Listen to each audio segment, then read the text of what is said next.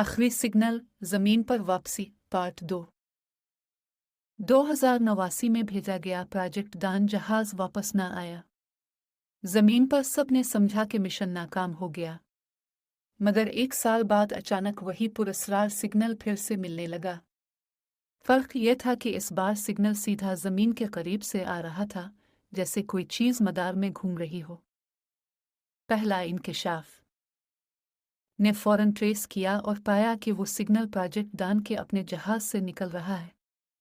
सब हैरान थे, क्योंकि जहाज तो हमेशा के लिए खो गया था। जब जमीन के रेडार ने इसे करीब से स्कैन किया तो जहाज बिल्कुल खाली था। कोई खलाबाज, कोई एआई, कुछ भी मौजूद नहीं था। लेकिन जहाज के अंदर से एक रिकॉर्डिंग चल रही थी। आवाज ईमा की थी। हम वापस आ गए हैं, मगर हम वो नहीं जो गए थे। अजीब वाकयात।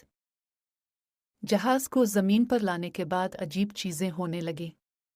साइंसदानों ने देखा कि जहाज की दीवारों पर वही चमकती हुई अलामात उभर रही हैं जो इस अजनबी सैयारे पर देखी गई थी। हर रात लेबॉर्ट्री में मौजूद लोगों को ख्वाब आते कि वो किसी और दुनिया में है, रोशनी के महल में, जहां नामालूम मखलूक उनसे बात कर रही है। अलिफाक साइंसदान ने डायरी में लिखा, ये आवाज़ें कहती हैं कि हम सिर्फ पैगाम लाने वाले हैं, मगर असल तब्दीली अभी शुरू होगी। बाद जिन साइंसदानों ने जहाज पर ज्यादा वक्त गुजारा, उनके रवैये बदलने लगे। उनकी आंखों की पुतलियां नीले रंग में चमकने लगी। वो कम बोलते, मगर जब बोलते तो वही पुरस्कार अल्फाज दोहराते जो सिग्नल में थे। हुकूमत ने फौरन इस प्रोजेक्ट को बंद कर दिया और जहाज को ज़ेरे ज़मीन बकर में कैद कर दिया। मगर हकीकत ये थी कि तब्दीली रुक नहीं रही थी। ख्वाब देखने वाले अब आम शहरी भी बनने लगे। गोया वो सिग्नल आहिस्ता आहिस्ता पूरी ज़मीन पर फैल रहा था। आखिरी लम्हा। अलिफाक रात सैटेलाइट्स ने देखा कि खला में एक नई रोशनी जाहिर हुई है। ये वही स्टार सिस्टम था जहां प्रोजेक्ट दान गया था, मगर इस बार वो निज़ाम मुर्दा नहीं था, बल्कि जिंदा होकर फट रहा था, जैसे किसी ने इसे दोबारा फाल कर दिया हो।